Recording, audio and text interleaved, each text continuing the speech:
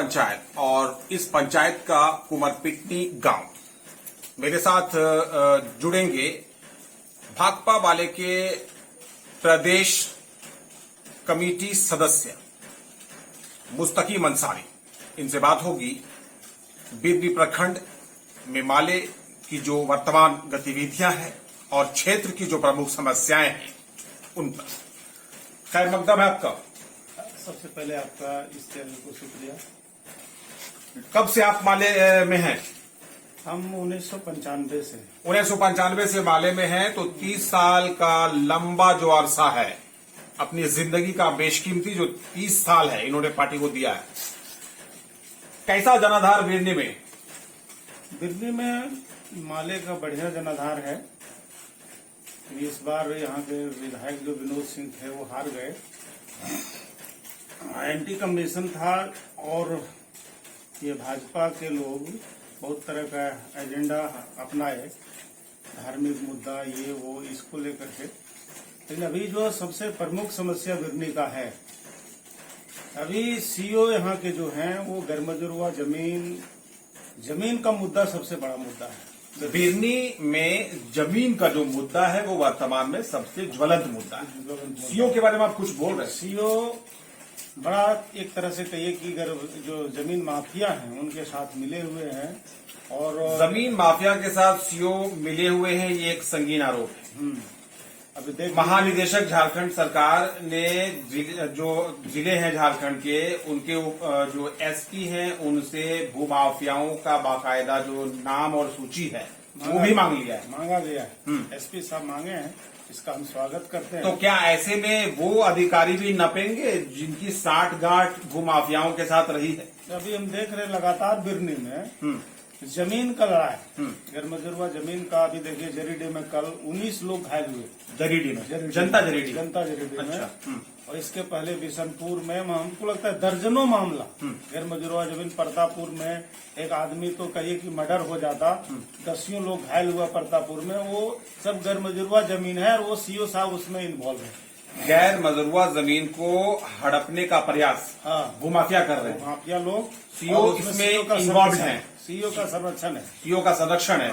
कैसे आप कह सकते हैं? हम कैसे कर देखिए, यही आपको ज्वलंत उदाहरण बता रहे हैं। खाकी पेपर में गैरमजुर्वा जमीन है जो एक रविदास को पट्टा मिला हुआ था, सरकारी पट्टा, और वो सरकारी पट्टा से हटा करके फिर वो हुक्मनामा बना करके रजिस्ट्री करा करके भाजपा का नेता और सीओ मिल करके उसका रसीद काट देते हैं। आप किसी भाजपा नेता का नाम ले रहे हैं, क्या नाम सार्वजनिक करना चाहेंगे?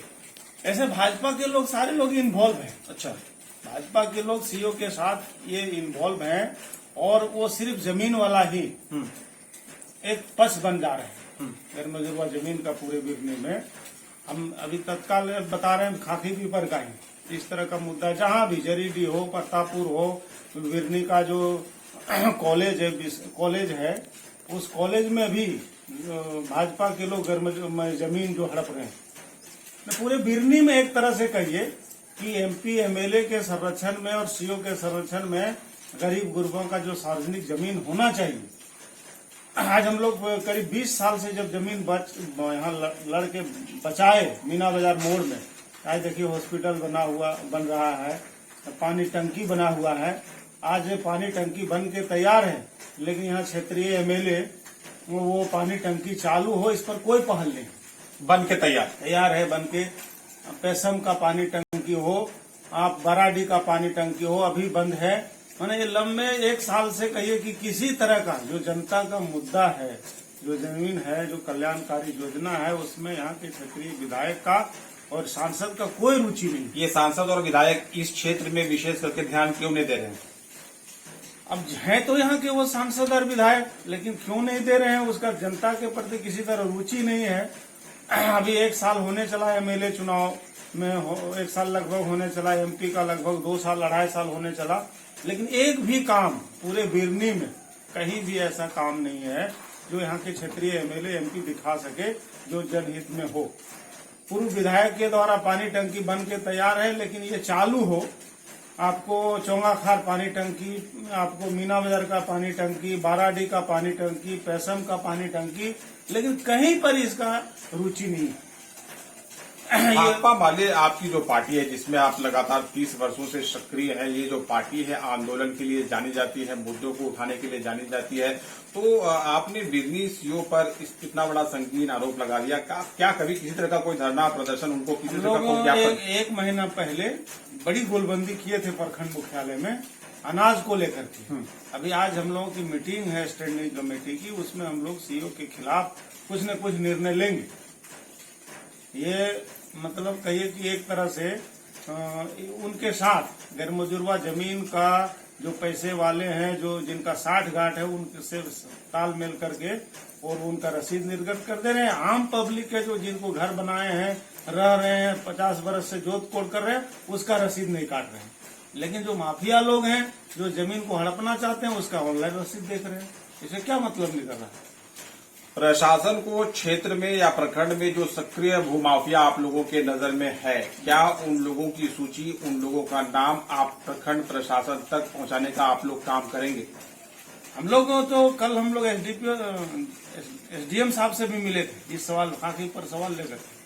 खाकी पर के 10 लोग थे, हम भी थे। वो बोले हैं कि हम लोग जो माफिया लोग हैं, जो भाजपा के लोग शुद्ध रूप से जमीन पर ही पड़े हुए हैं, और उसका हम एक सूची तैयार कर रहे हैं इंटरनली। हम उसको आउट अभी नहीं कर सकते हैं।